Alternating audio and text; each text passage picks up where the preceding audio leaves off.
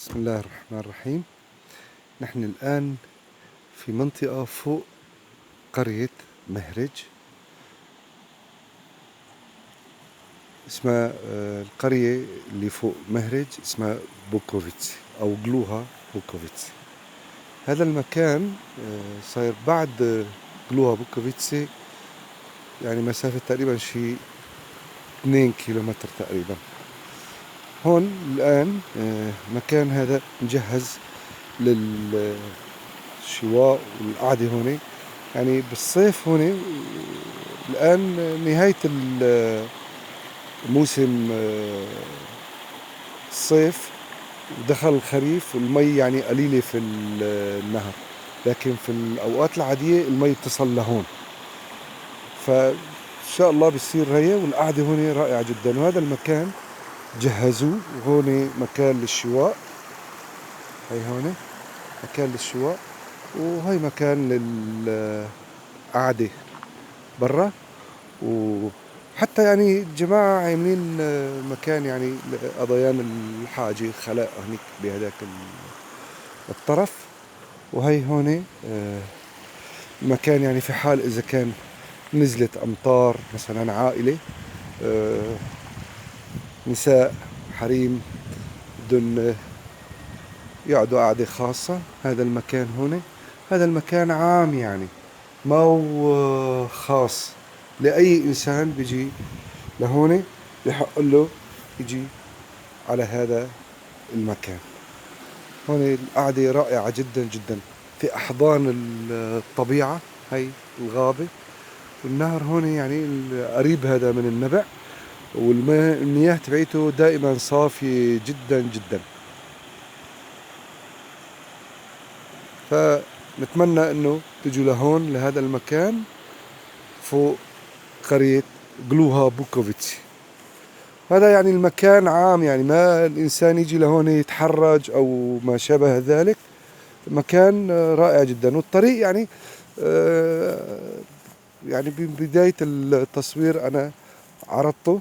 الطريق يعني عادي جدا، لكن يعني بصراحة سيارة يعني بيحتاج لسيارة تكون شوي عالية، ما تكون واطية. وهيك بهالحالة بمر من هون بكل سهولة. يعني هاي الطريقة يعني ما هو الطريق لبحيرة بروكوشكو، يعني الطريق هذا مثل الطريق ل شترباتشكي بوك وسمشنيتسي في دوني وقف. هاي هون في أحضان الطبيعة، يعني الجو رائع جدا جدا جدا.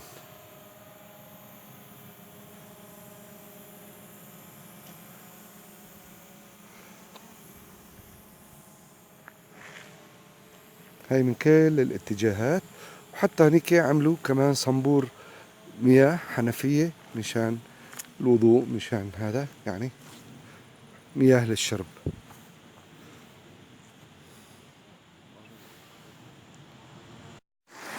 هي كمان حبينا نقولكم انه هي المينتا. هي هون انا كتير ناس يعني بطفلن اياها هون. هي بتكون هون على اطراف ضفاف الانهر بتطلع. هي يعني هذا العشبة هي المينتا او النعناع الحد. يعني عشبة صحية جدا جدا. بيعملوها كشاي، كشاهي، رائعة جدا جدا.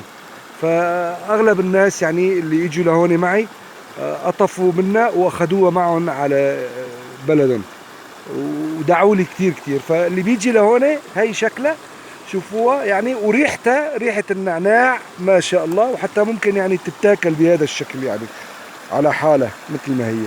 هي هون ما شاء الله يعني موجودة بكثرة، يعني على طبيعة رب العالمين. وفي منها ألوان كثيرة يعني متعددة.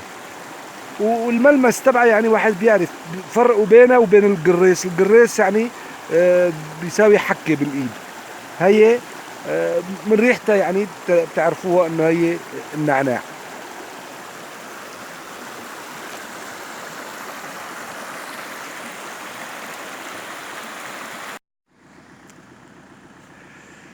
بنهاية هذا التصوير بس هيك حبينا نقول ملاحظة، نصيحة يعني اللي بده يجي لهذا المكان ما يجي يوم سبت وأحد، لأنه السبت وأحد بيكون يعني أهل المنطقة جايين لهون، وممكن يعني يجي لهون يتفاجأ بأنه في ناس تانيين، واحد ما ياخذ راحته يتمتع بالخصوصية اللي بده إياها.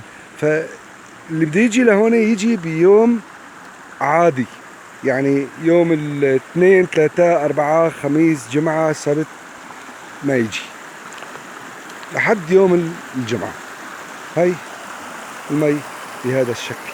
يعني هذا بالصيف بعد نهاية الربيع بيكون هون يعني المياه هي كلها مغطية هذا المكان، فالمكان بيكون جميل جدا جدا جدا.